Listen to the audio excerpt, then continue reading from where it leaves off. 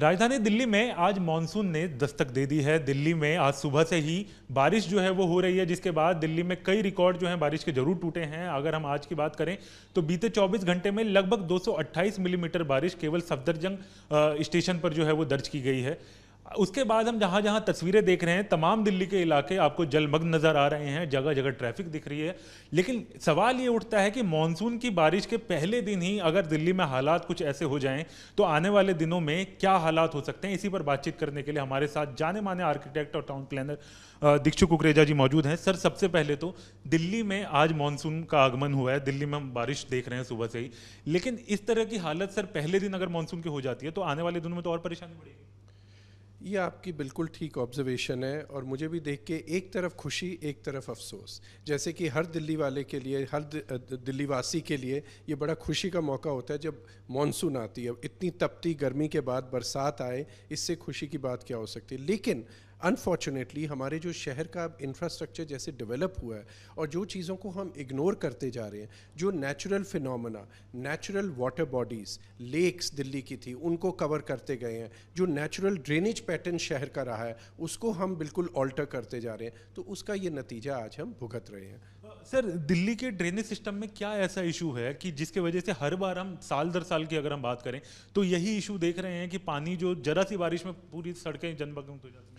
देखो, एक तरफ अगर आप दिल्ली देखो तो मैं कहूँगा इतनी वेल प्लान्ड है, हिस्टोरिकली भी बहुत वेल प्लान्ड सिटी है। आपके पास यहाँ रिवर बहती है और फिर नजफगढ़ ड्रेन और बाकी ऐसी स्टॉर्म वाटर ड्रेन्स पूरी दिल्ली की नेटवर्क है, और फिर स्ट्रीट ड्रेन्स जो हर सड़क के बगल में हर कॉलोनी में ड्रेन चलती है। तो नेटवर्क तो बड़ा प्लान था, लेकिन हो क्या गया, ओवर टाइम ये नेटवर्क को मेंटेन करना ज़रूरी है और वो हम नहीं कर रहे हैं। आज की डेट में हमको पता है कि नालियों में ओवर द ईयर सिल्ट जम जाती है, वेस्ट कलेक्ट हो जाता है, प्लास्टिक्स इकट्ठे हो जाते हैं। तो जो डीसिल्टिंग और क्लीनिंग ड्रेन्स की ज़रूरत होती है मॉनसून से पहले, क्योंकि जिस कैपेसिटी के लिए आपने ड्रेन डिज़ाइन करी हुई है उतनी कैपेसिटी का पानी तो वो ले। अगर आधी वो वैसी ड्रेन पहले से भर जाएगी तो पानी तो ओवरफ्लो करेगा ही। इसी तरीके से हमारे दिल्ली शहर में हर जगह लेक्स होती थी। जब ऐसी बरसात हुआ करती थी पहले भी, तो वो लेक्स वाटर रिजर्वॉयर का काम करती थी। इतनी सारी लेक्स ओवर टाइम मीडिया के द्वारा भी हमें पता लगता है, देखने से भी दिखता है कि हमारी वो लेक्स कवर हो गई हैं, उसको कोई और लैंड यूज़ में डाल दिया गया है, कुछ और यूज़ में वो ज़मीन चली गई है। तो इससे हम जो नेचुरल इकोसिस्टम है शहर का, वो तो हम ऑल्टर करते जा रहे हैं और ऑल्टर करने के बाद कोई इम्प्रूवमेंट ही नहीं कर रहे। Added to this large urban migration, more development in the city, more concretization of the city, जितने ग्रीन एरियाज थे उसकी जगह हम और बिल्डिंग्स बनाते चले जा रहे हैं। तो ये सब चीज़ों को देखते हुए स्मार्ट सिटी तो होना चाहिए, लेकिन हमने बिल्कुल इसमें स्मार्टनेस मेरा ख्याल दिखाई नहीं है। सर, हम अमेरिका में भी काफ़ी तस्वीरें देखते हैं कि वहाँ के शहर भी जलमग्न जो है हो जाते हैं।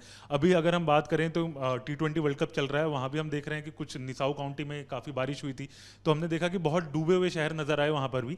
वहाँ का और अगर हम दिल्ली से कंपैरिजन करें, क्या अंतर आता है? क्या वहाँ पर तो तुरंत वाटर जो है सीवेज में चला जाता है?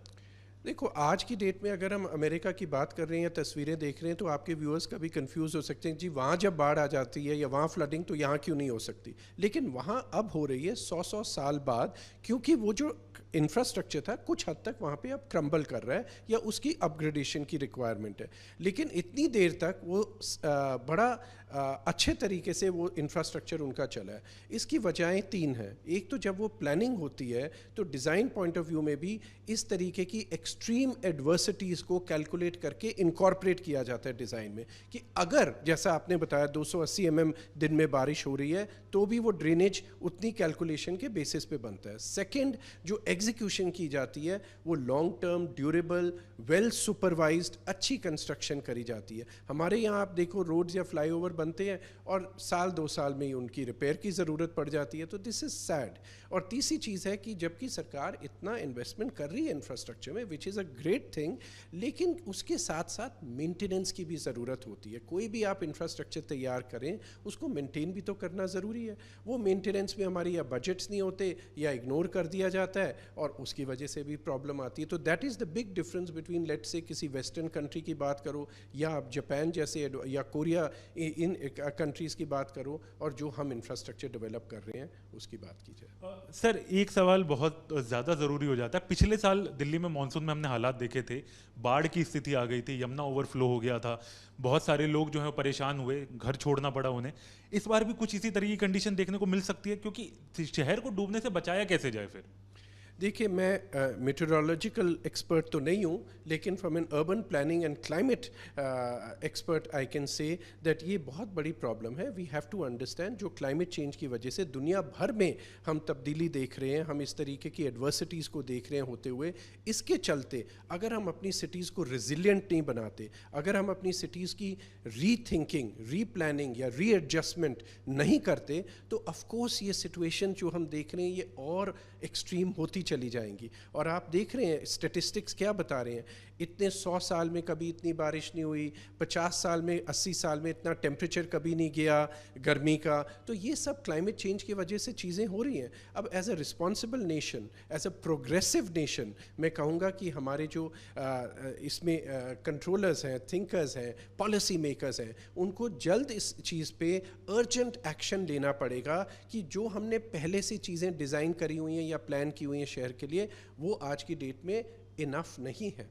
उनको रीविजिट करना, रीलुक करना बहुत ज़रूरी है, नहीं तो कभी ड्राउट तो अगले हफ्ते फ्लड्स। ये दिल्ली और हमारे देश के कैपिटल का अगर ये तरीका बनता जा रहा है तो बाकी देश के शहरों का क्या होगा? सर आखिरी सवाल, दिल्ली को अब जिस तरह की हम स्थिति देख रहे हैं, आप भी बता रहे हैं कि मेंटेनेंस की ज़रूरत है, बहुत चीज़ों को अपग्रेड करने की ज़रूरत है, तो इस बार की मॉनसून में आपको क्या लगता है कि क्या किया जाना चाहिए था और क्या किया जाना चाहिए? दोनों सवाल।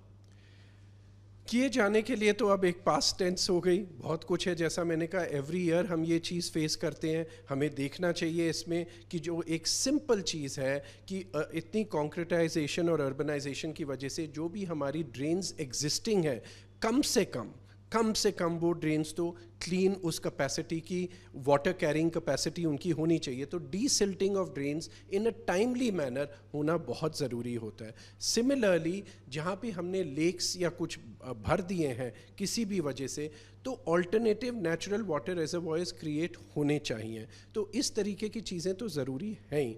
बट अब आगे क्या करना चाहिए मेरे हिसाब से, इसमें एक 3-pronged अप्रोच चाहिए। We cannot just sit and blame each other. इसके अंदर government needs to sensitively look at कि ये क्या हो रहा है और इस तरीके की रेन की वजह से कैसी तस्वीरें हमको और कैसे एक्सपीरियंसेस हो रहे हैं, एयरपोर्ट्स की छतें गिर रही हैं और इस तरीके की चीज़ें। So we need to at a policy level look at it. We need to make sure जो एडमिनिस्टर करते हैं ये पॉलिसीज़, वो भी थोड़ा इस पर जागें और सीरियस एक्शन इस पर लें, सीरियसली ध्यान दें। और तीसरा मैं तो कहूँगा कि जो RWAs हैं, जो रेजिडेंट्स की हैं या बिजनेस एसोसिएशंस हैं, उनको भी इस पे सोचना पड़ेगा। वो हाथ पे हाथ रख के नहीं बैठ सकते। उनकी भी उतनी responsibility as a citizen participatory groups कि वो देखें अपने नेबरहुड्स में क्या कर सकते हैं। फॉर एग्जांपल, अगर छोटे छोटे ओपन स्पेसेस हर जगह दिल्ली में देखने को मिलते हैं, तो वहाँ उनके नीचे अंडरग्राउंड वाटर रिजर्वॉयर्स क्रिएट किए जा सकते हैं, जहाँ बिना वजह सरफेस को कंक्रीट में बदल दिया है या सरफेस पार्किंग क्या उसमें हम पोरस ट्रीटमेंट कर सकते हैं, पोरस मटेरियल चुन सकते हैं ताकि पानी तो कम से कम ज़मीन के अंदर जा सके। तो इस तरीके के छोटे छोटे मेजर्स भी मेरे हिसाब से हो सकते हैं। और तीसरी चीज़ मैं कहूँगा कि सिटीजन्स, स्कूल्स, इन सब में ये सेंसिटाइजेशन की ज़रूरत है कि हर दिल्ली के नागरिक की कहीं ना कहीं जिम्मेवारी है कि हम आंखें खोल के देखें कि हमारे इर्द गिर्द जो चीज़ हो रही है डेवलपमेंट, वो लीगल हो रही है, वो एनवायरनमेंट फ्रेंडली हो रही है। अगर मैं फिर उस एग्जांपल की बात करूं कि अगर मेरे घर के बाहर नाली है तो क्या वो चोक्ड है? पहले से ये चीज़ को हर सिटीज़न को एक तरीके से जिम्मेवारी लेनी पड़ेगी इसके लिए। बहुत शुक्रिया सर बात करने के लिए। तो देखिए, जैसा कि सर ने भी हमें बताया कि किस तरीके से प्लानिंग की ज़रूरत है, कई तरह की चीज़ों को अपग्रेडेशन की ज़रूरत है, क्योंकि हम जिस तरीके से स्थिति देख रहे हैं तो आने वाले दिनों में अगर बारिश की मात्रा अगर हम कहें तो इसी तरीके से रहती है तो दिल्ली वासियों के लिए बहुत परेशानी जो है वो हो सकती है। पिछले साल की कंडीशन हमने देखी थी, तस्वीरें कितनी भयावह थी वो भी हमने देखी थी। दिल्ली के यमुना के आसपास के तमाम इलाके जो हैं जलमग्न हो चुके थे। तो इस बार अगर वो स्थिति ना हो, इसके लिए तमाम लेवल पर काम करने की जरूरत है, ना केवल सरकारों को बल्कि सिटीजन को भी।